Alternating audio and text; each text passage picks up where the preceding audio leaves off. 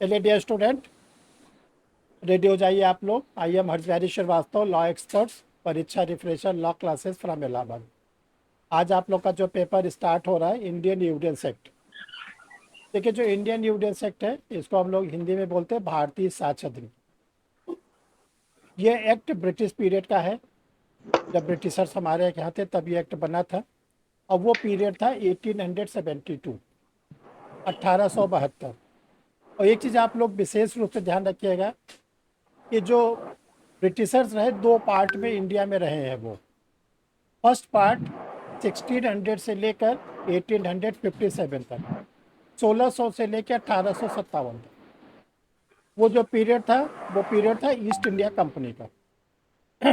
और इस दौरान ईस्ट इंडिया कंपनी ने कोई भारत के लिए कानून नहीं बनाया, क्योंकि उस समय भारत में जो शासन करते थे वो मुगल सम्राट लोग करते थे। और अंतिम मुगल सम्राट बहादुर शाह जफर सेकंड था। और उसके बंदी बनाए जाने के बाद, जिसको हम लोग पढ़ते हैं रिवोल्ट ऑफ द 1857, 1857 का रिवोल्ट। उसके रिवोल्ट के बाद जो ईस्ट इंडिया कंपनी थी, उसको इंग्लैंड वापस बुला लिया गया ब्रिटेन के क्राउन के द्वारा। और उसके बाद जो मुगल सम्राट थे वो खत्म हो गए। और उसके बाद जो ब्रिटेन की क्राउन थी, महारानी थी, उन्होंने यहाँ पे जो सिस्टम इस्टेब्लिश किया वो अपना डायरेक्ट इस्टेब्लिश किया। और उन्होंने इस देश का नाम दिया ब्रिटिश इंडिया। ब्रिटिश इंडिया, क्योंकि उनके अपने देश का नाम था ब्रिटेन, और हमारे देश का नाम उन्होंने दिया ब्रिटिश इंडिया। और ध्यान रखिएगा, जितने भी कानून हम लोग पढ़ते हैं, मैक्सिमम लॉ उसी समय डेवलप किए गए थे ब्रिटिश पीरियड में। IPC, CrPC, evidence act, mercantile law, जिसमें हम लोग इंडियन कॉन्ट्रैक्ट एक्ट पढ़ते हैं, पार्टनरशिप एक्ट पढ़ते हैं, सेल्स ऑफ गुड एक्ट पढ़ते हैं, निगोशिएबल इंस्ट्रूमेंट एक्ट पढ़ते हैं, सिविल प्रोसीजर कोड पढ़ते हैं। ये सब का डेवलपमेंट जो हुआ था वो ब्रिटिश पीरियड में हुआ था। और बाद में जब हम लोग इंडिपेंडेंट हो गए, स्वतंत्र हो गए, तो सारे ब्रिटेन के द्वारा बनाए गए एक्ट की चेकिंग शुरू हुई। जैसे आप लोग रेलवे स्टेशन पर जाते हो, एयरपोर्ट पे जाते हो, तो आपकी चेकिंग होती है। तो सारे, धर्मेंद्र अपना मोबाइल को म्यूट करिए, मोबाइल को म्यूट करिए, डिस्टर्ब हो रहा है। और देखिए, उसकी चेकिंग शुरू हुई। और चेकिंग कहाँ शुरू हुई? Under constitution. अंडर कॉन्स्टिट्यूशन में आर्टिकल नंबर 13, जो आर्टिकल नंबर 13 है, उसमें हमने, हमारी सरकार ने सारे ब्रिटेन के द्वारा बनाए गए कानून की चेकिंग शुरू हुई कि जो आपने कानून बनाया है वो हमारे कॉन्स्टिट्यूशन के अगेंस्ट तो नहीं है, हमारे कॉन्स्टिट्यूशनल प्रोविजन को ब्रीच तो नहीं कर रहा है। और ध्यान रखिएगा, जो भी ब्रिटिश पीरियड के एक्ट बने थे, जो जो हमारे कॉन्स्टिट्यूशन के प्रोविजन के अगेंस्ट थे, उनको हमने समाप्त कर दिया, हटा दिया। और ये पावर हमारे कॉन्स्टिट्यूशन में आर्टिकल नंबर 13 का पार्ट फर्स्ट है। आर्टिकल नंबर 13 का पार्ट नंबर फर्स्ट कहता है कि कॉन्स्टिट्यूशन बनने के पहले जो भी एक्ट एग्जिस्टेंस में थे, अगर उस एक्ट में कोई ऐसे प्रोविजन थे जो हमारे कॉन्स्टिट्यूशन के अगेंस्ट हैं, तो हम कॉन्स्टिट्यूशन को नहीं बदलेंगे। हम किसको बदलेंगे? उस एक्ट को बदलेंगे। क्यों? हमने अपने कॉन्स्टिट्यूशन को क्या स्टेटस दिया है? Supreme law. Supreme law, India का सबसे बड़ा कानून कॉन्स्टिट्यूशन। कॉन्स्टिट्यूशन के ऊपर ना तो कोई हमारा अथॉरिटी और ना कोई कानून। यानी प्रेसिडेंट ऑफ इंडिया भी कॉन्स्टिट्यूशनल प्रोविजन से बंधे होते हैं। तो हमारे यहाँ कोई भी ऐसा ब्रिटेन का कानून जो 1858 से लेकर स्वतंत्रता के पहले तक बनाया गया, उसमें अगर कहीं भी कंट्राडिक्शन था तो हम लोगों ने आर्टिकल नंबर 13 के पार्ट फर्स्ट के तहत उसमें बदल दिया। एक तो ये ध्यान रखिएगा। दूसरा ये कहा गया है कि अगर स्वतंत्रता के बाद, आफ्टर इंडिपेंडेंट, हमारी पार्लियामेंट कोई कानून बनाती है, क्योंकि हमारे यहाँ एक्ट बनाने का, कानून बनाने का स्टेटस किसको दिया गया? पार्लियामेंट को दिया गया। अगर वो भी कोई एक्ट ऐसा बनाती है जिसमें कॉन्स्टिट्यूशन के किसी प्रोविजन को ब्रीच किया जा रहा है, संविधान का कोई प्रोविजन टूट रहा है, तो क्या होगा? उसको भी बदल दिया जाएगा। इसको कहते हैं जुडिशियल रिव्यू। इसका नाम दिया गया जुडिशियल रिव्यू। इसकी आर्टिकल कौन सी यूज की जाती है? आर्टिकल 13 का पार्ट 2। आर्टिकल 13 का पार्ट 2। और तीसरे नंबर पर कहा गया कि जो हमारे यहाँ लॉ है, जिसको हम लोग कानून कहते हैं, विधि कहते हैं, वो क्या है, कैसे बनेगा, कौन बनाएगा। तो ये कहा गया कि देखो, जो हम लोग के लॉ हैं वो बनेंगे आर्टिकल 13 के पार्ट 3 में। आर्टिकल 13 का पार्ट 3 तीसरा नंबर का वो क्या कहता है कि कुछ तो काम पार्लियामेंट करता है। जो पार्लियामेंट करता है उसको हम लोग कहते हैं एक्ट, अधिनियम, कानून। कुछ काम जब पार्लियामेंट नहीं चलती तो प्रेसिडेंट ऑफ इंडिया करते हैं, उसको हम लोग कहते हैं ऑर्डिनेंस। जब हमारा स्टेट का जो लेजिस्लेचर है, विधानमंडल है, वो नहीं चलता, तब काम करते हैं राज्यपाल, गवर्नर, उसको भी कहते हैं ऑर्डिनेंस। इसके बाद जो हमारा एक्ट बनता है उसको एडमिनिस्ट्रेटिव लॉ के तहत सबऑर्डिनेट बॉडी को ट्रांसफ़र कर दिया जाता है कि आप इस एक्ट के अकॉर्डिंग रूल्स बनाइए, रेगुलेशन बनाइए। आप इस एक्ट के फेवर में आप बाईलाज भी बना सकते हैं। तो जो बाईलाज हैं, जो हम लोग के रूल्स हैं, रेगुलेशन है, ये बनाने की पावर दिया गया है एडमिनिस्ट्रेटिव लॉ में। किसको? एडमिनिस्ट्रेटिव बॉडी को, एग्जीक्यूटिव बॉडी को। इसीलिए इसको हम लोग क्या कहते हैं? Subordinate law. तो आर्टिकल 13 में 3 बात है। पहला है मेजर लॉ या minor law. Major law, minor law बनाता है पार्लियामेंट। दूसरा है हम लोग का जो सबऑर्डिनेट बॉडी बनाती है एडमिनिस्ट्रेटिव लॉ में, जिसको हम लोग कहते हैं रूल्स, रेगुलेशन, और इसको हम लोग तीसरे नाम से भी रूल्स, रेगुलेशन साथ ऑर्डर भी जानते हैं, जैसे पुलिस रेगुलेशन। ये सब आप लोग को आगे पढ़ाया जाएगा। और इसके बाद ये कहा गया कि प्रेसिडेंट और हमारे गवर्नर भी लॉ को डेवलप करते हैं जब पार्लियामेंट सेशन में नहीं होती या स्टेट का लेजिस्लेशन सेशन में नहीं होता, उसको हम लोग कहते हैं ऑर्डिनेंस। आर्टिकल नंबर 123, 123 में हमारे प्रेसिडेंट ऑफ इंडिया ऑर्डिनेंस जारी करते हैं, और 213 में ऑर्डिनेंस जारी करते हैं स्टेट के गवर्नर। ये है आप लोग का आर्टिकल नंबर 13 का पार्ट 3। इसके बाद देखो आर्टिकल नंबर 13 के पार्ट 4, 4 पार्ट है इसमें। और ये न तो एलएलबी के कोई टीचर पढ़ाते हैं, न तो आपको किसी जगह बताया जाता है। लोग पेन कॉपी उठाए, बोल दिए कि आर्टिकल 14 से लेकर 32 में फंडामेंटल राइट है, फटाफट 7 बता दिए और बोले ये ख़त्म हो गया, अब 6 बचे। अरे ये फंडामेंटल राइट को जो पढ़ाते हो, बताते हो, ये जो फंडामेंटल राइट है किस किसके अगेंस्ट मिला है और किस चीज़ पर मिला है, आपको किस चीज़ पर मिला है? तो यही चीज़ों को हम लोग आर्टिकल 12 और 13 में पढ़ते हैं। स्टूडेंट एलएलबी पास हो जाता है, उससे पूछा जाता है व्हाट इज़ लॉ, तो वो कहता है कि सरकार जो कानून बनाती है वो लॉ है। यही तो बोलता है।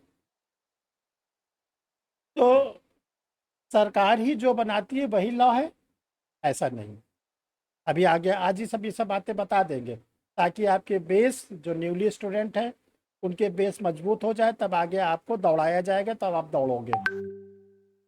आर्टिकल नंबर 13 का पार्ट 4 ये कहता है कि जो कॉन्स्टिट्यूशनल अमेंडमेंट होते हैं, जो हमारा कॉन्स्टिट्यूशन है उसमें अमेंडमेंट करने की पावर आर्टिकल 368 में दिया गया है पार्लियामेंट को।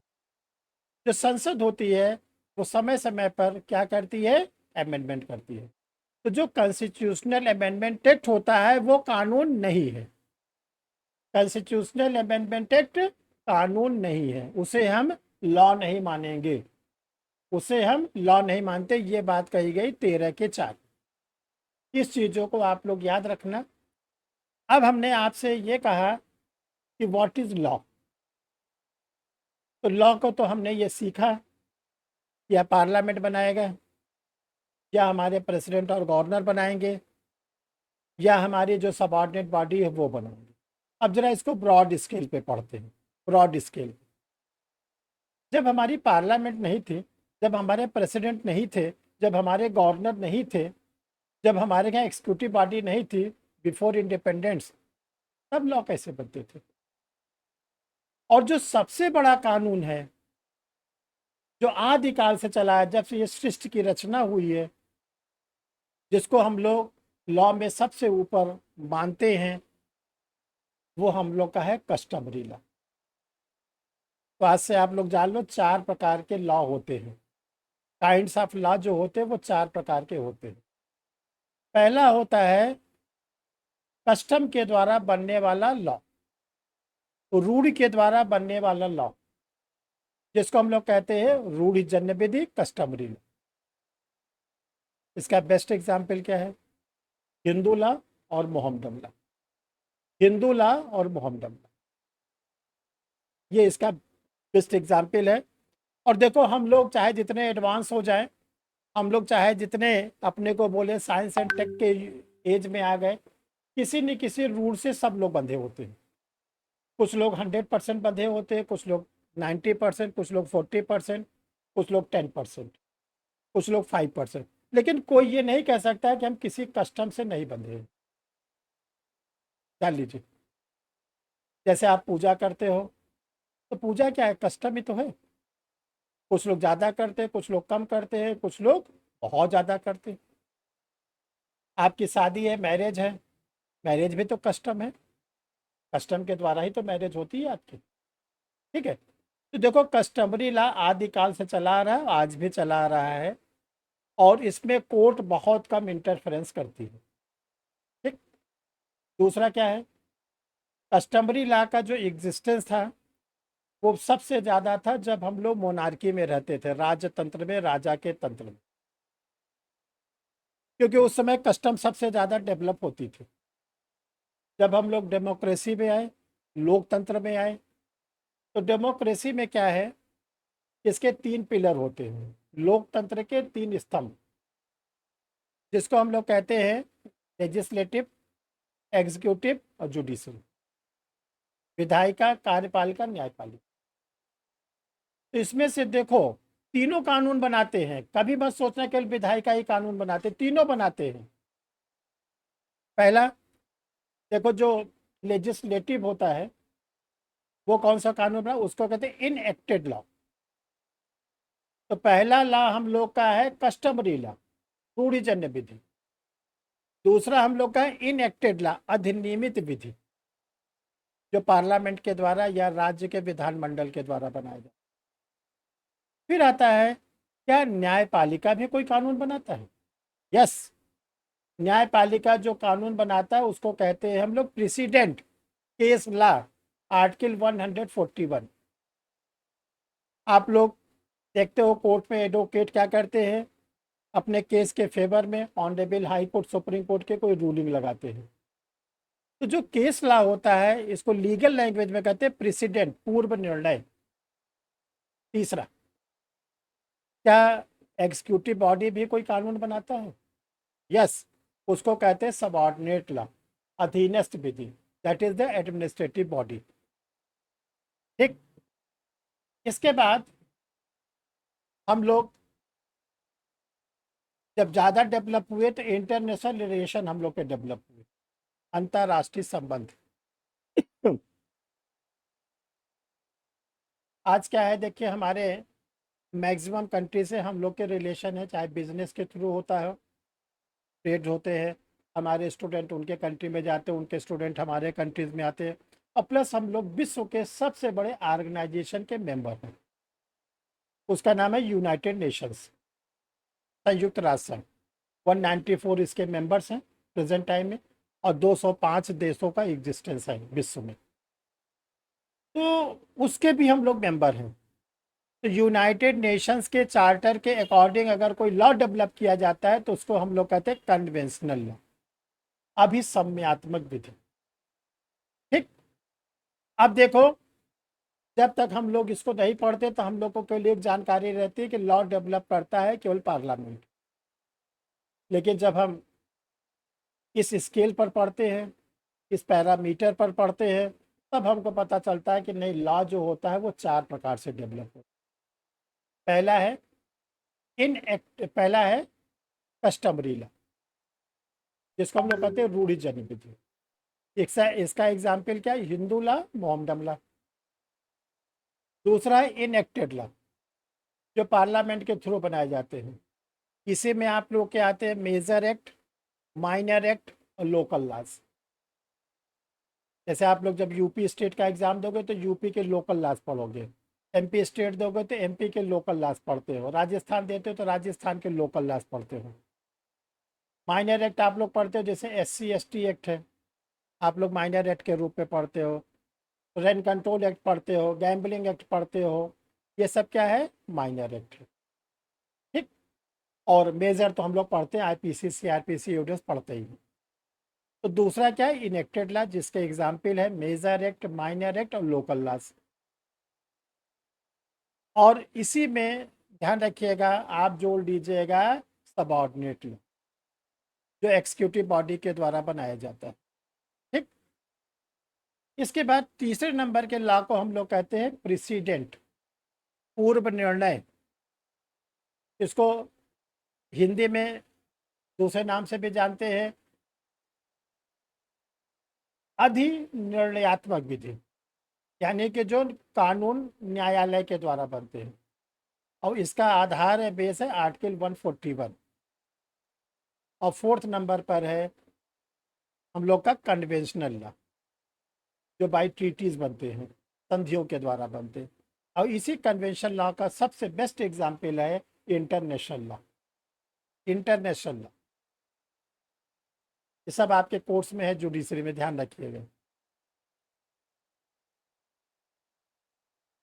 ठीक है, देखो ये 4 बातें थी: customary law, enacted law, president और कन्वेंशनल लॉ। इसको याद रख लेना, सबके एग्जाम्पल भी आपको बताएंगे। अब देखिए इसको, अभी हम थोड़ी देर में एविडेंस सेट पे आएंगे, फिर थोड़ा 5-10 मिनट आप लोग को वेट करना पड़ेगा। इस चीज़ को समझ जाओगे तो एविडेंस सेट सारे एक्ट आपको हर समय समझ में है। अब देखिए, जब तक ये प्रॉपर क्लासिफिकेशन नहीं था, तब तक हम लोग लॉ को मानते थे कि 2 पार्ट है इसका। तब तक हम लोग मानते हैं कि जो लॉ है उसके 2 पार्ट हैं। पहले पार्ट को हम लोग बोलते थे डिवाइन लॉ, डिवाइन लॉ दैवी विधि। और दूसरे को हम लोग बोलते हैं ह्यूमन लॉ, मानवीय विधि। डिवाइन लॉ में वो होता है जिस लॉ को ह्यूमन के द्वारा नहीं डेवलप किया जाता, मानव के द्वारा नहीं डेवलप किया जाता, बल्कि वो सुप्रीम पावर के द्वारा डेवलप होता है। उसको हम लोग कहते हैं डिवाइन लॉ। जैसे लोग कहते हैं ऊपर वाला जाने, लोग कहते हैं ऊपर वाले की माया बड़ी टेढ़ी मेढ़ी है। कुछ लोग कहते हैं पता नहीं कब तक ऊपर वाला हमको परेशान करेगा। कुछ लोग कहते हैं ऊपर वाला दया कर दे तो हमारे पास पैसे आ जाए। यानी हम अपने से ज़्यादा किसी को पावरफुल मानते हैं, और ये मानते हैं कि हम उसके सबऑर्डिनेशन में हैं। उसको हम लोग कहते हैं डिवाइन पावर। भगवान, ईश्वर, खुदा, रब, उन्हीं को हम लोग कहते हैं। तो उन्होंने क्या किया? हम लोग के लिए हिंदू लॉ बनाया है, और मुस्लिम कम्युनिटी के लिए मुस्लिम लॉ डेवलप किया गया। तो उसको कहते हैं डिवाइन लॉ। जो हम लोग का हिंदू लॉ बना है उसमें मानव का कुछ लेना देना नहीं। जो भी उस डिवाइन पावर ने लाइट एंड साउंड के फॉर्म में जब हमारे ऋषि मुनियों को दिखाई पड़े, जो जो उन्होंने बताया उसको ऋषि मुनियों ने सुना, और सुन के उन्होंने अपने बातों को वेदों में लिख लिया। ऋषि मुनि ने वेदों में अपनी अपनी कोई विचारधारा नहीं रखी, अपने कोई व्यूज को नहीं रखा है, केवल उसी बात को रखा है जो डिवाइन पावर ने बताई। पैगंबर मोहम्मद साहब को जो बातें खुदा का फरमान मिला, उसको उन्होंने क्या किया? कोडिफाइड कर दिया कुरान के फॉर्म में। इसको हम लोग कहते हैं डिवाइन लॉ। दूसरा होता है ह्यूमन के द्वारा ह्यूमन के लिए बनाया गया कानून। मानव के द्वारा मानव के लिए बनाया गया कानून। इसी में हमारे कस्टमरी लॉ को छोड़ के सारे आते हैं। तो तीन हम लोग अभी पढ़े, एक तो हमने कस्टमरी लॉ पढ़ा, तो कस्टमरी लॉ है डिवाइन लॉ, और जो सेकंड थर्ड फोर्थ है यानी इनेक्टेड लॉ, प्रेसिडेंट और कन्वेंशनल लॉ, ये तीनों आता है ह्यूमन बीइंग, मानव के द्वारा मानव के लिए बनाया गया कानून। जैसे हम आईपीसी हम लोग की बनी, तो आईपीसी किसी मानव ने बनाया, लॉर्ड मैकाले के ड्रॉप पर। और किसके लिए बनाया गया? मानव के लिए। आईपीसी मानव पे लागू होती, ह्यूमन पे कि जानवरों पर? ह्यूमन। ह्यूमन पे। अच्छा, जो ट्रायल वगैरह चलाएंगे वो मजिस्ट्रेट ह्यूमन होंगे कि जानवर होंगे? ह्यूमन। उनको भी ह्यूमन बोला गया। जो पुलिस ऑफिसर होगा, इन्वेस्टिगेशन करेगा, कभी सुना कि भैंस ने इन्वेस्टिगेशन किया, गाय ने इन्वेस्टिगेशन किया? वो भी तो not below the rank of SI. और एसआई की जो वैकेंसी निकलती है उसमें लिखा रहता है भारत का नागरिक हो। तो ये ध्यान रखिएगा कि जो हमारा सिस्टम है वो ह्यूमन बीइंग के लिए बनाया गया। ठीक है। जो गवाह है वो कौन जाते हैं विटनेसेस के रूप में? कभी कोई जानवर गया कि मेरे मालिक को इन्होंने मारा? सर। अच्छा, मान लीजिए कोई तोता या जैसे कुत्ता उत्ता बहुत पालतू हो तो डोमेस्टिक, वो कुछ बताना चाहेंगे तो उसकी एविडेंशियल वैल्यू होगी कुछ? No sir. नहीं होगी। ये होगी। एक व्यक्ति था, वो अपने तोते को खूब सिखाया। तोता जो है थोड़ा बहुत आदमियों की तरह, मानव की तरह बोलने लगा, और वो उड़ कर गया और पड़ोसी से बोला मेरा मालिक आपके साथ एक करार करना चाहता है, एग्रीमेंट। तो आप लोग से पूछा जाता है कि ये एग्रीमेंट वैलिड होगा? नो। क्योंकि ये तोता ह्यूमन नहीं है, वो क्या है, पक्षी है। और हम इतने मूर्ख हैं कि तोता से अपना भविष्य खुलवाते हैं। देखोगे ना, सड़कों के किनारे बैठे रहते हैं, तोता जाता है, एक पर्चा लाता है, आपका भविष्य बता देता है। और बता दिया है कि भैया जज बनेंगे, आपने और 11 की जगह 21 रुपए दे दिए। तो सर ना समझिए मत करना, अब आप लोग लॉ के स्टूडेंट हो। वो तो खुद ही उसका भविष्य इतना खराब है कि वो तोता बना है। आप इतने श्रेष्ठ हो कि मानव बने हो, और अपना भविष्य जाते हो तोता से खुलवाते हो। ठीक है। देखो, जो ह्यूमन लॉ होता है इसको भी दो पार्ट में डिवाइड किया गया है। पहले को हम लोग बोलते हैं सब्सटेंटिव लॉ, और दूसरे को हम लोग बोलते हैं प्रोसीजर लॉ। पहले को हम लोग बोलते हैं सब्सटेंटिव लॉ, जिसको हिंदी में कहते हैं सारवान विधि।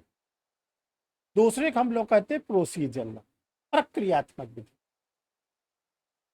देखो, जो सब्सटेंटिव लॉ है उसमें ये कहा गया है कि जो भी लॉ होंगे, चाहे सिविल नेचर के होंगे चाहे क्रिमिनल नेचर के होंगे, उसमें लॉ को बताया जाएगा, उसके डेफिनेशन बताया जाएगा, उसके नेचर को बताया जाएगा, उसके इंग्रेडिएंट्स को बताया जाएगा।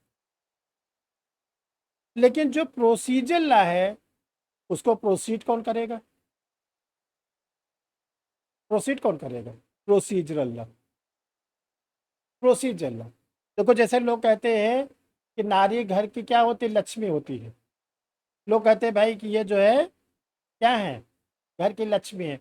या लोग कहते हैं होम मिनिस्टर हैं, ज़्यादा सॉफ्टिकेटेड नाम दे दिया गया, होम मिनिस्टर। ठीक। क्यों?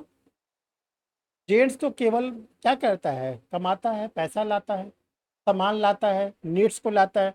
लेकिन उसको मैनेजमेंट कौन करता है? चीनी कहाँ रखनी है, चाय की पत्ती कहाँ रखनी है, दाल कहाँ रखना है। अच्छा, मान लो एक ड्रम में सब डाल दे, चावल चीनी दाल गेहूं सब, तो जब पकेगा तो बनेगा क्या? नहीं बनेगा ना। और उसी में लाया, रोजाना 1 किलो दूध भी डाल दे रहा है, कंटेनर से पलट दे रहा है। तो उसका प्रॉपर मैनेजमेंट होता है। ऐसे हम लोग का लॉ। तो सब्सटेंटिव लॉ में आता है आपका आईपीसी, क्रिमिनल लॉ का जो सबसे बड़ा इंपॉर्टेंट पेपर है, इंडियन पेनल कोड। देखो इंडियन पेनल कोड में कुछ नहीं है, केवल बताया गया है different types of crime. Theft क्या होता है, रॉबरी क्या होता है, डकैती क्या होता है, मर्डर क्या होता है, किडनैपिंग क्या होता है, रेप क्या होता है, बस उसकी डेफिनेशन, उसका पनिशमेंट, और इसके सिवा कुछ नहीं बताया गया। लेकिन ये क्रिमिनल लॉ प्रोसीड कैसे होगा? प्रोसीड कैसे होगा? आपके घर में चोरी हो गई, आप क्या करोगे? आईपीसी में ढूंढते रहोगे क्या करे क्या करे, तब तक पता चले 1 साल बाद फिर चोर आया, उठा ले गया, बोले तो कुछ किया ही नहीं। आपको पड़ोसी ने पीटा, गंदी बातें बोला, तो आप सोचते रहो आईपीसी में, तब तक कहाँ लाओ इनको और आज पीट दे।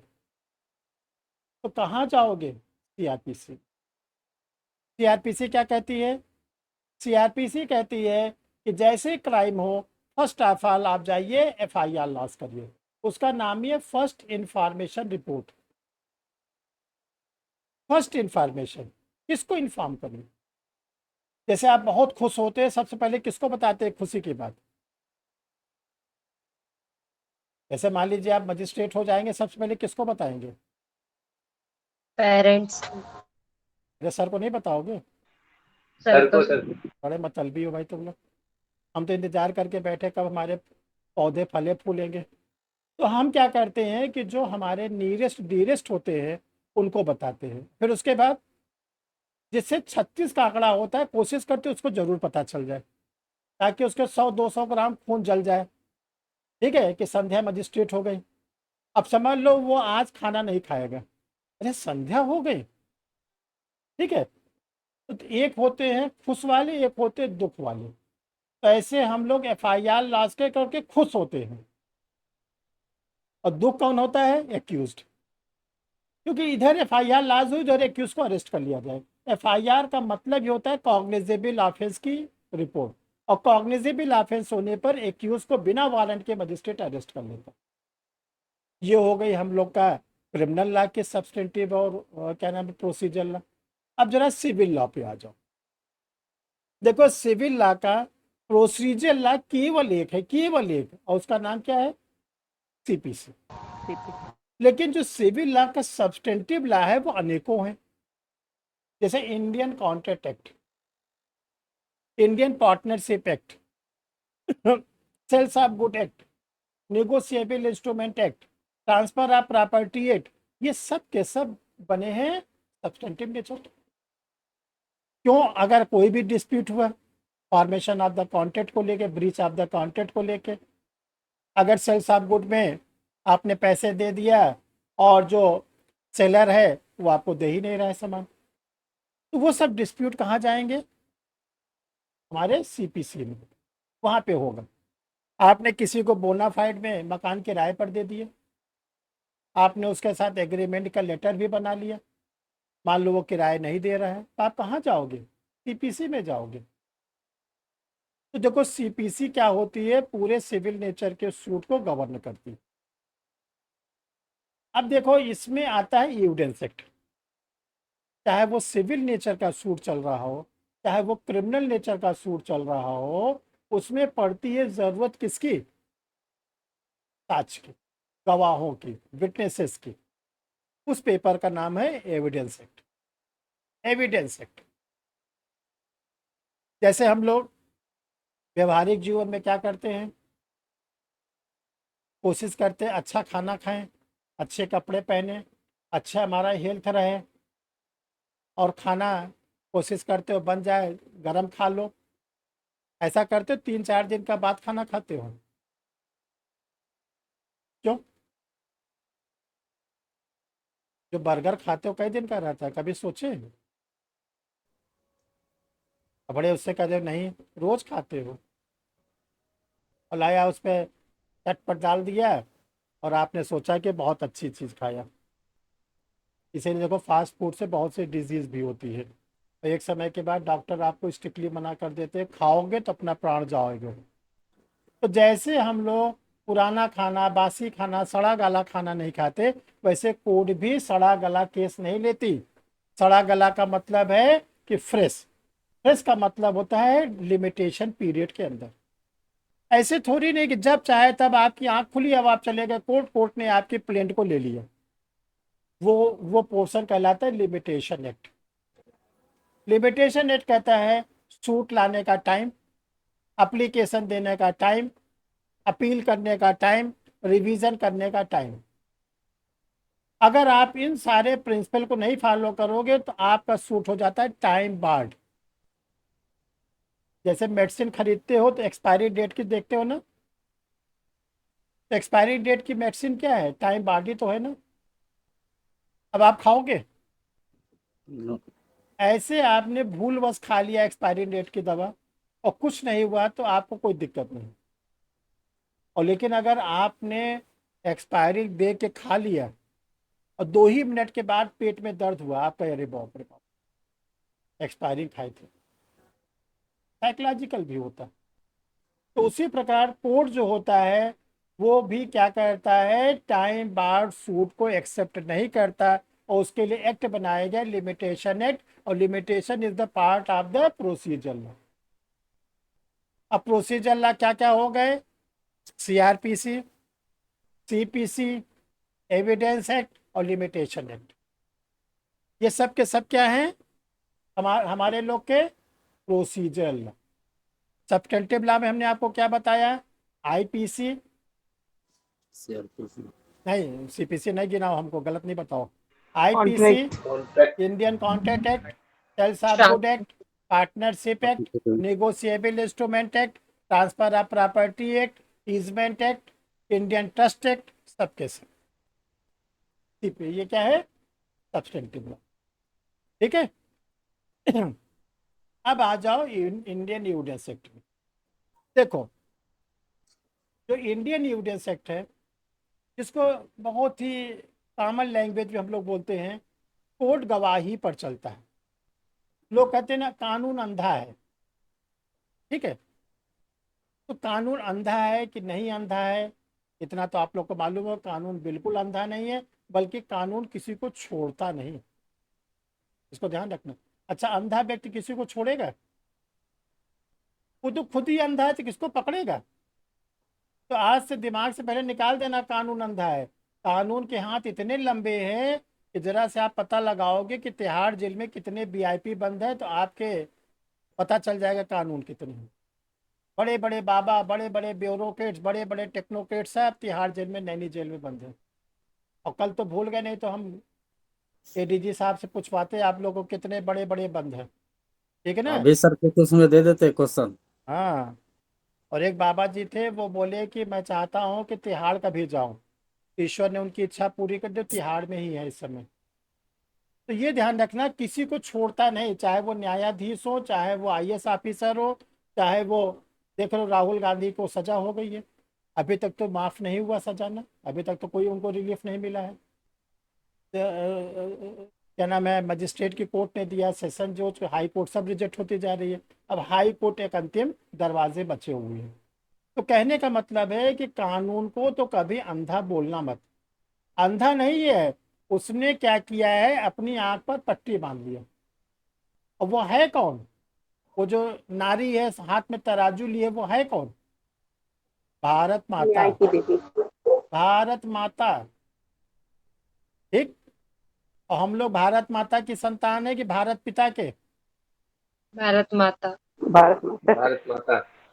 अभी भारत पिता की जय बोलते हो और कहते हो पुरुष प्रधान देश है। भारत माता की जो जय बोलते हो हर समय, तो ध्यान रखिएगा वो है भारत माता, न्याय की प्रतीक है। और उसने अपनी आंख में काली पट्टी बांधी, सफेद क्यों नहीं बांधी, पीली क्यों नहीं बांधी, हरी क्यों नहीं बांधी? देखो, ब्लैक पट्टी भी क्लास होने के बाद आप लोग भी बांध लीजिएगा। तो जब बांधोगे तो आपको ये एहसास होगा कि आपको कुछ नहीं दिख रहा है, रात है कि दिन है कुछ नहीं दिख रहा। सफेद बांधोगे तो आपको लगेगा कुछ लाइट जल रही है। वो इसलिए बांध ली है कि उसके सामने जो आएगा वो कौन आएगा, प्लेंटिफ आएगा, डिफेंडेंट आएगा, एक्यूज्ड आएगा, विक्टिम आएगा, अपीलांट आएगा, रेस्पोंडेंट आएंगे, यही तो आएंगे ना, सब उसके संतान है। तो कहीं वो पक्षपात न कर जाए। माँ बड़ी ममतामयी होती है, आज वाली नहीं, पहले वाली बड़ी ममतामयी। आज तो कुटाई करती है, क्यों बेभा पिटाई होती है बच्चों की। हाँ, झल्लाती है तो सारा गुस्सा उसी पे निकालती है। तो वो जो भारत माता है बड़ी ममतामयी है। तो वो चाहती है कि मैं किसी को आजीवन कारावास की सजा मत दूं, और फांसी तो मैं दूं ही ना। कोई माँ चाहेगी उसका बेटा फांसी पर लटका दिया जाए? नहीं। तो उसने क्या किया, अपनी आंख को बंद करके काली पट्टी बांधी, और उसने अपना एक रिप्रेजेंटेटिव जीता जागता, और वो बैठा दिया पीठासीन अधिकारी, प्रिसाइडिंग ऑफिसर, जिसको हम लोग कहते हैं जज साहब। मजिस्ट्रेट के रूप में, सिविल जज के रूप में, हाई कोर्ट के जस्टिस के रूप में, सुप्रीम कोर्ट के जस्टिस। और उनसे कहा कि आप नहीं आंख बंद करना, आप आंख खोले रहना, क्योंकि आप आंख बंद करोगे तो पक्षपात होगा, और पक्षपात करोगे तो आपको सुप्रीम कोर्ट की पोस्ट चली जाएगी। आप लोग को पढ़ाया गया ना, सिद्ध कदाचार, असमर्थता, इनकॉम्पिटेंसी। आप आंख खोले रहना। अब आंख खोल के आप क्या करना, विटनेसेस को लेना। ये है तराजू, और आप लो विटनेसेस, साक्ष्य। जैसे जैसे एडमिसिबिलिटी होती है, साक्ष्य जिसके फेवर में सबसे अच्छा आता जाए, उसको ऐसे तराजू पर रखते जाना, इधर का इधर का, इधर का इधर। और जब लास्ट स्टेज हो जाए, जिसको कहते हैं ऑर्डर रिजर्व, सारे जजेस क्या करते हैं, पूरी सुनवाई के बाद एक डेट फिक्स करते हैं, ऑर्डर रिजर्व। अब आप लोग को हम कुछ नहीं सुनेंगे, अब हम देंगे ऑर्डर। तो वो तराजू में से क्या करते हैं, देखते हैं किसके फेवर में ज्यादा अच्छा विटनेसेस है, जिस किसके फेवर में ज्यादा अच्छा एविडेंस है, और उसके फेवर में फिर जजमेंट देंगे। ये हमारा है न्याय का कॉन्सेप्ट। तो एविडेंस एक्ट तो एक ऐसा पेपर है, इसके एक कदम भी कोई जज नहीं चल सकते इसके बिना। और इसको क्या होता है, स्टूडेंट सबसे लास्ट में पढ़ता है, इसको साइड में पढ़ता है, और सबसे पहले क्या पढ़ता है, जैसे एलएलबी में एडमिशन लेगा सबसे पढ़े आईपीसी, क्योंकि उसके नेचर से जुड़ा है ना। उसे टीवी में देखा आज एक लड़की के साथ रेप, बोला अच्छा लाओ आज रेप वाला चैप्टर पढ़ ले। आज देखा पड़ोसी का मर्डर, कहा लाओ 302 पढ़ ले। उधर टीवी, इधर आईपीसी साथ साथ चलती है। अब आईपीसी क्या है, डेली जीवन में है। डेली जीवन में आपके साथ आईपीसी, लेकिन आईपीसी से कुछ होने हवाने वाला नहीं है जब तक कि आपके पास जूरिस्प्रूडेंस की नॉलेज नहीं होगी, जब तक कि आपके पास कॉन्स्टिट्यूशन की नॉलेज नहीं होगी, जब तक आपके पास क्या नाम है, इंटरनेशनल लॉ की नॉलेज नहीं होगी, जब तक आपके पास एविडेंस सेट की नॉलेज नहीं होगी, सीपीसी की नॉलेज नहीं होगी, सीआरपीसी की नॉलेज नहीं होगी। ये आपका जुडिशियल माइंड डेवलप करता है। तो ब्रिटिशर्स ने क्या किया, ये बोला ऐसा करो, एविडेंस एक्ट बनाओ। ये ऑलरेडी जो हम लोग एविडेंस एक्ट पढ़ते ब्रिटेन में ऑलरेडी रन कर रहा था, क्योंकि ब्रिटेन का सबसे बड़ा कॉन्सेप्ट क्या है, रूल्स ऑफ लॉ। डाइसी का डाइसी का प्रिंसिपल है कि कोई कंट्री तभी आगे बढ़ सकती है जब वहां पर विधि का शासन हो। तो हमारे यहाँ पे रूल्स ऑफ लॉ लाया गया, उसी रूल्स ऑफ लॉ का कॉन्सेप्ट है एविडेंस एक्ट। तो देखो जो इंडियन एविडेंस एक्ट है 1872 का, 1872 में किसी भी ईयर में बहुत से कानून बनते हैं। जैसे आप लोग किसी मकान में रहते हो, फ्लैट में रहते हो, तो मकान नंबर, फ्लैट नंबर है, तो किसने रखा, आपने अपने आप रख लिया कि नगर निगम ने रखा, म्यूनिसिपल कॉर्पोरेशन ने? नगर निगम से। नगर निगम। तो आप लोग नगर नंबर आप लोग को मिला हुआ है ना। अब वो रिकॉर्ड रेवेन्यू रिकॉर्ड में है, उसी पे आपका इलेक्ट्रिसिटी का बिल आता है, उसी पे वाटर टैक्स आता है, हाउस टैक्स आता है ना।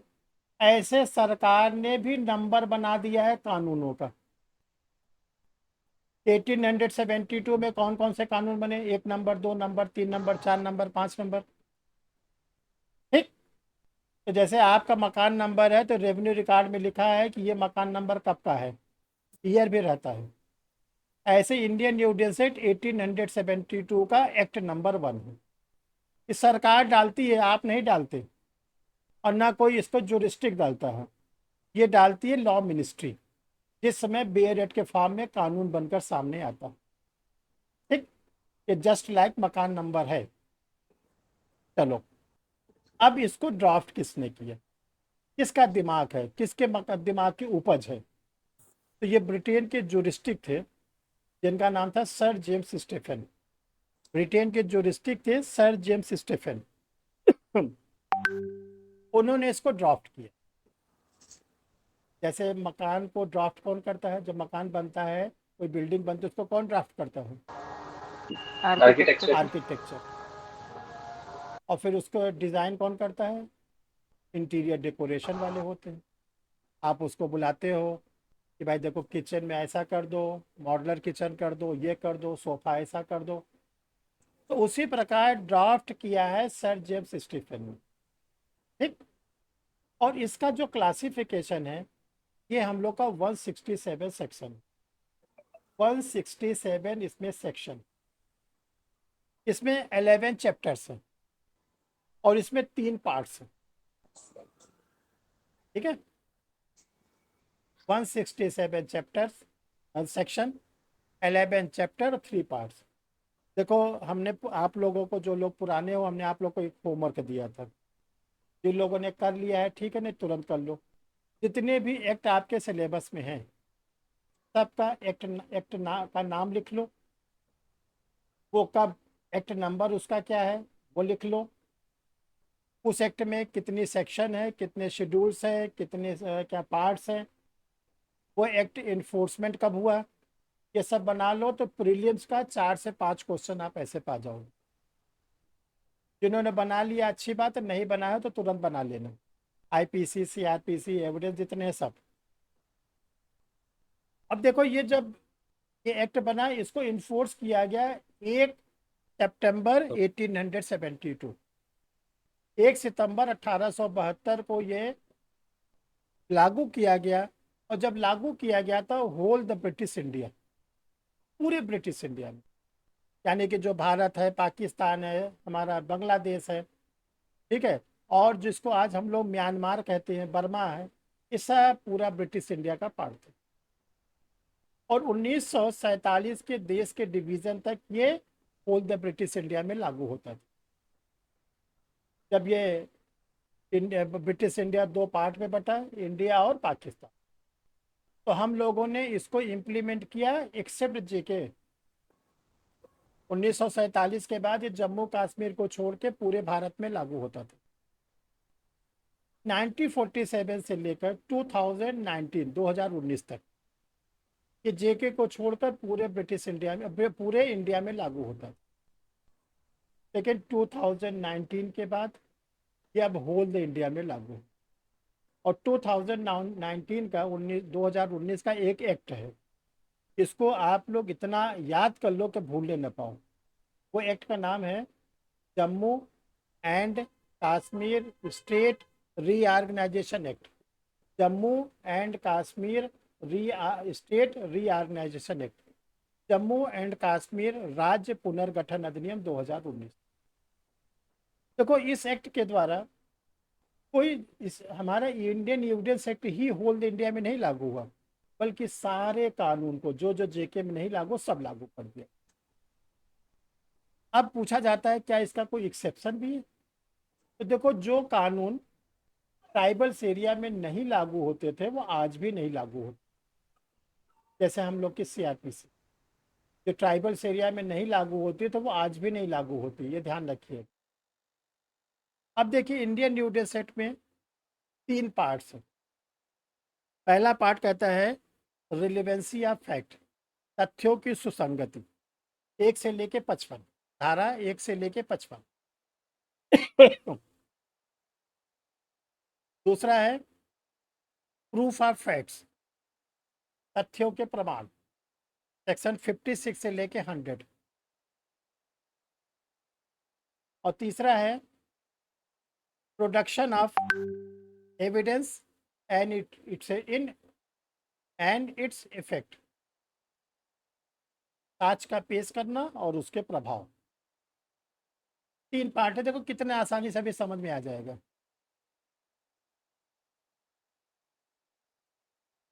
देखो जो हम लोग की इंद्रियां हैं, 5 इंद्रियां हम लोग को ईश्वर ने दिया है, तो हम लोग क्या करते हैं, कुछ देखने की है, कुछ सुनने की है, कुछ एहसास करने की। ठीक है, जैसे हवा देखा कभी आप लोगों ने? लोग कहते हैं ना आज बड़ी तेज हवा चली, दिखाई पड़ती है? वो तो आपके नो घर के सर। दरवाजे भड़ भड़ करते तो कहते हो तेज हवा चल रही है। गमले टूट गए तो बोलते तेज हवा चली है। लेकिन कभी देखा? नहीं देखा। तो कैसे पता? लोग कहते बड़ी ठंडक आज है। अभी चिल्ला रहे थे कि आज बड़ी गर्मी है। तो चूंकि हम लोग इंडिया में रहते हैं, तो इंडिया में तो तरह तरह के मौसम है। गर्मी पड़ेगी तो इतनी गर्मी पड़ेगी, ऊब जाओगे। बारिश होगी, इतनी बारिश होगी, ऊब जाओगे। ठंडक पड़ेगी, इतनी ठंडक पड़ेगी, ऊब जाओगे। तो हम लोग एहसास करते इंद्रियों से। कान काहे लिए मिला है? सुनने के लिए। और किसी के लिए? खाना खाने के लिए मिला है? ऐसा कोई मानव नहीं जो कान से खाता हो।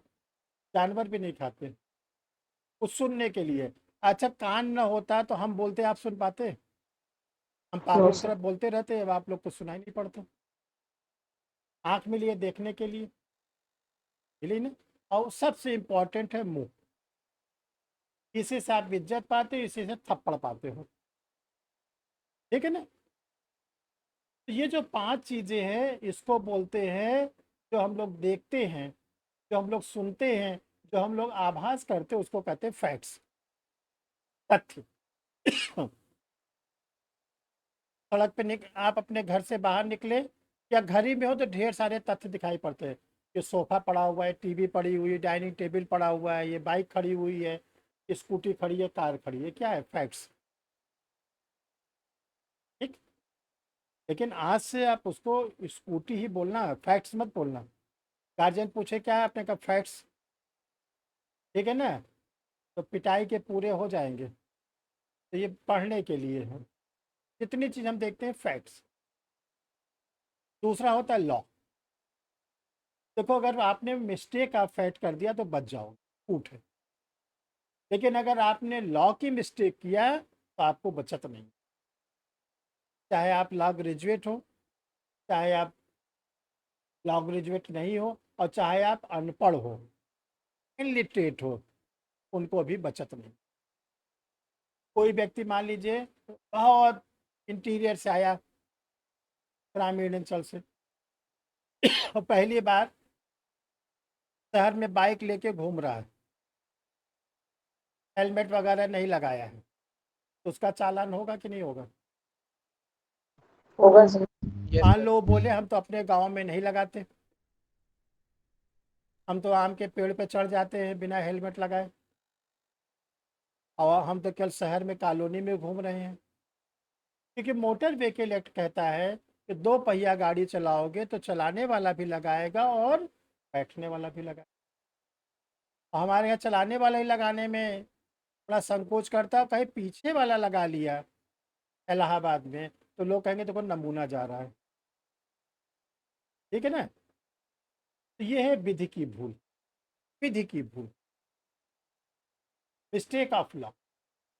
ठीक। तो देखो, अगर आपने फैक्ट्स की मिस्टेक किया तब तो आप बच जाओगे। अगर आपने लॉ की मिस्टेक किया तो आप दंड भी लेंगे। ठीक है? जैसे मान लो एक लेडीज है और देखने में मैरिड लग रहे हैं, उनके साथ कोई जेंट्स है, और वो जेंट्स आपके परिचित हैं। आपने उनसे हाथ मिलाया, और जो लेडीज खड़ी थी उनको आपने बोला भाभी जी नमस्कार। बाद में पता चला कि उनके जो है सिस्टर है वो। तो मिस्टेक ऑफ लॉ है कि mistake of facts? Mistake of facts. Mistake of fact. क्यों? वो तुरंत कहेंगे अरे भाई आपकी भाभी जी नहीं है, ये तुम्हारी जो है सिस्टर। मिस्टेक ऑफ लॉ क्या है? जैसे मान लो सीमा हैदर आ गई है, तो मिस्टेक ऑफ फैक्ट्स है कि mistake of law? Mistake of law. Of law. Of law है। तो कह रहे पबजी खेल के आए हैं, तो खेले हो आप लोग भी ना, तो बैन हुआ है तो सुधरे हो। तो ये मिस्टेक ऑफ अभी इंटरव्यू में पूछा जाएगा, और खूब आँख फाड़ फाड़ कर सब देख रहे हैं, खूब यूट्यूब से खोलो तो सीमा लगता है इससे बड़ी कोई पोस्ट नहीं है भारत में। ठीक ना? पूरा चैनल लगा हुआ है। अब थोड़ा सा मैटर ढीला हो गया वो जो एसडीएम लेडीज थी, क्या नाम था उसका? Shruti ज्योति Murmu. सर। ज्योति मौर्य का मैटर थोड़ा सा ज्योति ढीला मौर्य। हुआ। ठीक। और ज्योति मौर्य के पहले अतीक अहमद का मैटर था, पूरे देश में था। तो मीडिया वालों को एक मसाला चाहिए। आप इंटरव्यू जब आप देने जाओगे हायर जुडिशियल का, सिविल जज का, एपीओ का, तो आपसे पूछा जाएगा ये मैटर मिस्टेक ऑफ फैक्ट है कि मिस्टेक ऑफ लॉ। तो आप आंसर दोगे मिस्टेक ऑफ लॉ। क्यों? एक देश से दूसरे देश आने के लिए कानून क्या कहता है? वीज़ा। अनु वीज़ा और प्लस पासपोर्ट। पासपोर्ट आपकी कंट्री देता है कि ये इंडियंस हैं, ये पाकिस्तानी है, ये अमेरिकन है। हमारी गवर्नमेंट हमको देता है पासपोर्ट। और दूसरी गवर्नमेंट क्या देता है? वीज़ा, कि आप हमारे कंट्री में आके रह सकते हो। तो वीज़ा दिया गया है No, sir. नहीं, बस इतना आपको बताना है। बाकी क्या होगा, सचिन के बनेगी कि हैदर की बनेगी कि तीसरे की बनेगी, उसको लेके आप चिंतित न रहो और न दया खाओ। ठीक है, वो जो होगा उसको सब लोग इंतजार किया जाए। कानून की दृष्टि में बस इतना नेट से आप याद रखना। ठीक है? अंजू गई है पाकिस्तान में। हैं? एक और अंजू है कोई, वो राजस्थान से पाकिस्तान गई है अभी दो हाँ, रिसेंटली आज गई पेपर है। में आया था। कहाँ ले गए? पाकिस्तान गई है सर, पाकिस्तान चली गई। राजस्थान की है अंजू। और हम्म। वो पाकिस्तान चली गई, वैसे सेम मैटर है सर। वो हाँ, इसका तो जो देखिए सीमा कितने दिन वहाँ टिक पाते हैं। अंजू का भरता बनाया जाएगा। हाँ, तो देखो क्या होगा, हम लोग से सबसे कोई मतलब नहीं कि इस मैटर का डिसीजन क्या होगा। मर्सी पिटीशन प्रेसिडेंट क्या फाइल हुई है, होने दो। आपको केवल लीगल आंसर देखना है। हमने क्या बोला? आपके कोई फ्रेंड्स हैं, कोई परिचित है, उनके साथ कोई लेडीज़ खड़ी हुई हैं, अगर आपने उनको भाभी जी कह दिया, अगर सच में वो उनकी वाइफ है तो बहुत अच्छी बात है। नहीं भी है तो आपकी न पिटाई होगी, न एफआईआर होगी, न कोई केस होगा। क्योंकि देखो मानव बीइंग होता, हम लोग ह्यूमन टेंडेंसी होती है, अगर कोई मेच्योर पर्सन है उसके साथ कोई मैरिड वुमेन दिखाई पड़ती है तो हम लोग उनकी मिसेज मान लेते हैं। अभी नहीं कि कोई 20 साल का है और 80 साल खड़े उसको भी मिसेज मान लिए। ध्यान रखना, तब भी पिटाई के चांसेस बहुत हैं। ठीक है ना? तो कोर्ट में चलता है फैक्ट्स और लॉ दोनों। देखो लॉ का एविडेंस कौन देगा, फैक्ट का एविडेंस क्यों देगा? फैक्ट्स का एविडेंस जो देते हैं उनको कहते हैं फॉर्मल विटनेसेस, औपचारिक साक्षी। जिसने घटना को देखा हो, घटना को सुना हो, घटना का आभास किया, वो जाता है कोर्ट में अपनी बात को बोलता है। लॉ का एविडेंस कौन देता है? एक्सपर्ट्स, विशेषज्ञ। Section 45 Indian evidence act. Doctor, postmortem करने वाले डॉक्टर, औजार के विशेषज्ञ, ballistic, hand writing expert, fingerprint expert, जहर का मैटर है, पॉइजन का मैटर, बिस्रा टेस्ट वाले एक्सपर्ट। ये ध्यान रखना, कोर्ट में फैक्ट्स का भी एविडेंस चलता है, लॉ का भी एविडेंस चलता है। लॉ का एविडेंस कोई लेमैन नहीं देगा। लॉ का एविडेंस देने के वाले पर्सन को कहा जाता है एक्सपर्ट्स। एक्सपर्ट वो व्यक्ति होता है जो न तो घटना को देखा है, न तो सुना है, न तो जाना है। वो क्या करता है, अपने स्पेसिफिक नॉलेज से उस घटना के बारे में कोई अपनी ओपिनियन देता है। पोस्टमार्टम वाला डॉक्टर बताता है ये पर्सन की जो डेड बॉडी हमारे सामने है, इसकी डेथ कैसे हुई। ठीक। तो नॉर्मल लोग देंगे फैक्ट्स, एक्सपर्ट लोग देंगे लॉ। तो देखो जो फैक्ट्स हम लोग देते हैं इनकी संख्या सबसे ज़्यादा कोर्ट में, क्योंकि एक्सपर्ट्स आपके कहने से नहीं है, एक्सपर्ट्स को कोर्ट बुलाएगा। ठीक। लेकिन जो विटनेसेस होते हैं वो आपके कहने से जाते हैं। पता चंदन के पास कोई मुकदमा है, चंदन 4 गवाह इकट्ठा कर लिए। ठीक। तो जो 4 गवाह हैं वो कोर्ट में जाएंगे केवल फैक्ट्स के बारे में पहला पार्ट है रिलेवेंसी ऑफ फैक्ट। क्या बोले कि कोर्ट सुने। जैसे हम लोग मानव जीवन में क्या सुनना पसंद करते हैं? या तो बटरिंग, कोई आके आपकी हाँ में हाँ मिलावे, जिनकी संख्या 99%। अगर आपकी कोई बैटरिंग कर रहा है वो आपका सबसे अच्छा है दोस्त है। कानून क्या कहता है? वो सबसे बड़ा दुश्मन आपका है। जो आपकी बटरिंग कर रहा है वो सबसे बड़ा दुश्मन, जान लीजिएगा। बल्कि जो आप पे कमेंट कर रहा है, अब बोनाफाइड कर रहा है, वो आपका सबसे अच्छा जान लीजिए, क्योंकि आपको बोनाफाइड कमेंट करके आपके अंदर रिफॉर्म करना चाहिए। तो जो विटनेसेस जाते हैं वो ऐसा बोले जो कोर्ट को क्या अच्छा लगेगा, उसकी बात कही गई 1 से लेके 55, सुसंगत, रिलेवेंट, तो कोर्ट सुन लेगा। आप अगर अपनी बात को जो बता रहे हो उसको आप बताओगे कि जो मैं बोल रहा हूँ उसकी रिलेवेंसी है, और जो रिलेवेंसी है वो सेक्शन 55 के अंतर्गत है, 1 से लेकर 55 में सुन लेगा। सुनने के बाद अब देखो, लीगल पर्सन से लोगों की बहुत कम पड़ती है, जान लो, क्योंकि वो मूर्खों के साथ कभी रहते नहीं। और समाज किसका है? मूर्खों का। ठीक। कभी किसी रैली वैली में देखा कोई जुरिस्टिक जाता हो नेताजी का भाषण सुनने, No, और sir. ट्रैक्टर में भर भर के जाएंगे 150 रुपए 200 रुपए लेके, मूर्ख लोग जाते हैं। तो कोर्ट क्या कहता है? ठीक है, हमने आपकी बात सुन ली कि आपकी बात 1 से लेके 55 में है, ठीक है, अब आ जाइए जरा प्रमाण, प्रूफ, तो आप बोले उसका प्रूफ दो। तो जो प्रूफ चलता है वो 56 से लेके 100 में, जिसमें आप ओरल एविडेंस सारा बताओगे, डॉक्यूमेंट्री बताओगे, और जब आपका प्रूफ आ जाएगा तो कोर्ट कहता है इसका इफेक्ट अब क्या निकलेगा। इफेक्ट को हम लोग पढ़ते बर्डन ऑफ प्रूफ। अपनी बात को कोर्ट में रखने के 3 तरीके हैं मुकदमा जीतने। पहला चीज होता है बर्डन ऑफ प्रूफ, जिसके ऊपर बर्डन है प्रूफ का वो अपने प्रूफ को प्रूफ कर दे। दूसरा क्या होता है कि जिसके ऊपर बर्डन ऑफ प्रूफ है, सिविल केसेस में प्लेंटिफ पर और क्रिमिनल केसेस पे कंप्लेनेंट पर, प्रोसिक्यूट विक्टिम पर बर्डन ऑफ प्रूफ हो। लेकिन ये बर्डन ऑफ प्रूफ है, लेकिन बीच में कोई कूद गया, कहा नहीं नहीं मेरी बात पहले सुन लो। जैसे आप देखते हैं 2 लोग बात करें तीसरा कूद जाता है कभी कभी, तो उसको लोग डांटते हैं कि जब 2 बड़े बात करें तीसरा ना कूदो।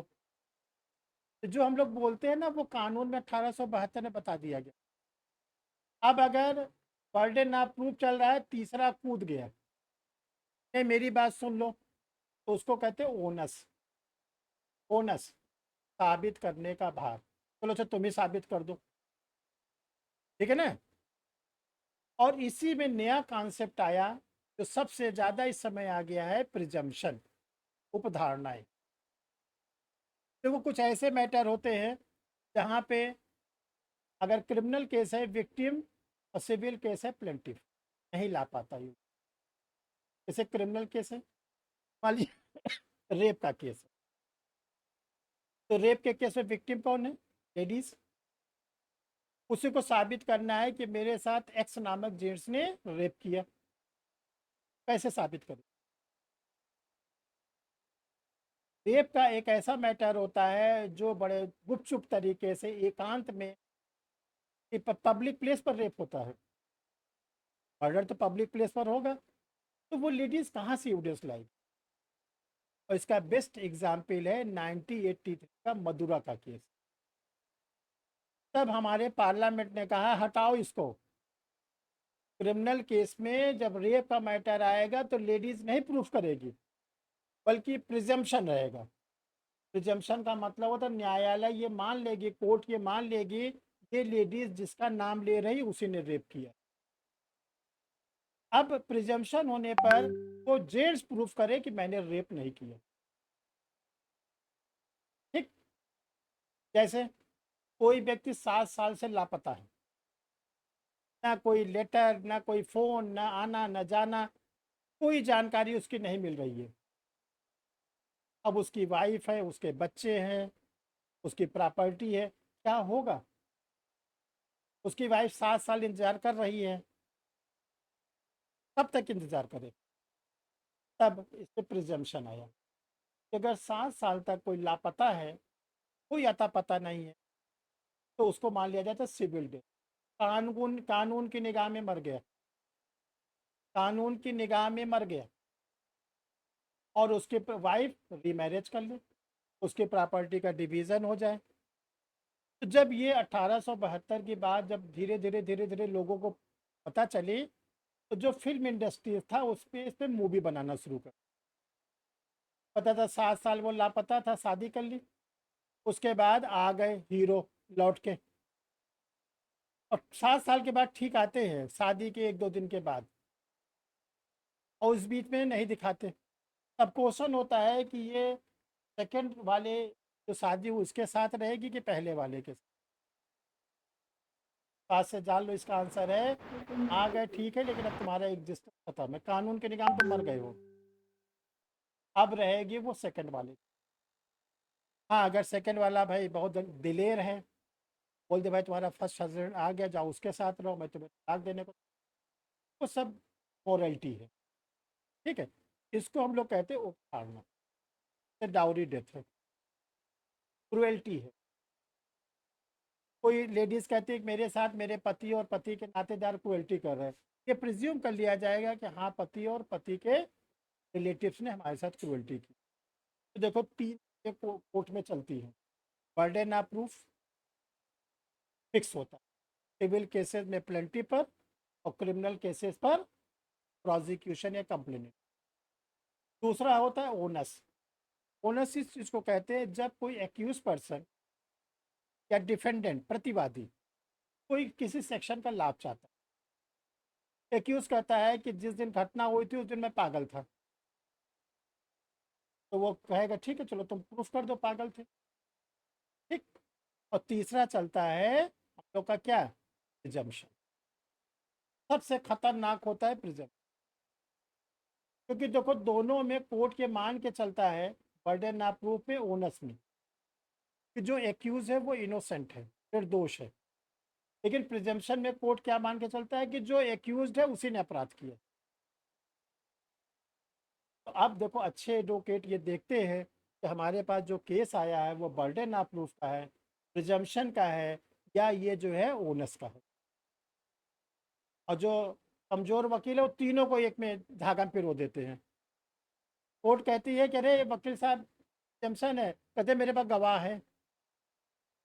कि भाई तुम्हारा नंबर है भी नहीं आ रहा है तो क्यों गवाह लेके टहल रहे हो। ठीक है, देखो ये सब बेसिक चीज़ें थी जो कि आप लोग को सत्यता ये होती है कि आप लोग के एज में हम भी थे तो हमको भी नहीं मालूम, हमको मालूम रहता है कि पेशेंट को अभी तक आपके पास जानकारी नहीं थी तो ठीक है कोई बात नहीं, लेकिन आपने अगर सर को ज्वाइन किया है, कुछ सोच के ज्वाइन किया है, सर की एज को ध्यान में रख के किया है, तो हमारी फर्स्ट ऑफ ऑल ड्यूटी बनती है कि कोई भी एक्ट पढ़ाने के पहले आपको उन चीज़ों को बता दिया जाए जो आप नहीं जानते। और पता क्या चलता है कि आपने कहीं के नोट्स मंगा लिए, कहीं की गाइड मंगा ली, और के बाद सेक्शन 1 से शुरू, 1 महीने बाद बोले एविडेंस सेटअप कंप्लीट। कुछ तो इतना कहते हैं अभी एविडेंस पे कमांड हो गया। अरे कमांड तो अभी हम लोग को भी नहीं है, नई चीज़ें कुछ न कुछ टपकती रहती हैं, सुप्रीम कोर्ट हाई कोर्ट का आता रहता है। तो देखो लॉ पे कमांड अमांड कभी बोलना नहीं, ये बोलना कि हाँ जानकारी होनी। कभी आपने देखा कि 75 साल 80 साल का एडवोकेट भी चेंबर में पढ़ता है 1:30 2 बजे रात तक, सुप्रीम कोर्ट हाई कोर्ट क्यों पढ़ते हैं वो? जी। उनको क्या जरूरत पड़ गई पढ़ने, बोलिए क्यों? एक हम लोग का लॉ है कि रोज डेवलप होता है, और जो डेवलप होगा उसी से मैटर आता है। आप लोग के एग्जाम में जुडिशरी में वही क्वेश्चन ज़्यादा आते हैं जिस पे लॉ डेवलप हुआ है, और खासकर हायर जुडिशरी सारे क्वेश्चन केस लॉ से पूछ, और लोअर जुडिशरी बेच रहा है। इसलिए लॉ को रोज पढ़ा करो, प्रतिदिन पढ़ा करो, कॉन्सेप्ट क्लियर करके पढ़ो, तब अच्छा लगता। चलो अब किसी को कुछ पूछना हो तो पूछ लो, कल बताएंगे। No sir. देखो हाँ एक चीज़ सुनो, कुछ पूछना है तो पूछ लो, फिर हम अपनी बात बताएं। हैं? देखो जय जय में से और तिवारी कहाँ गए आप पता है, और भी कुछ पूछना है?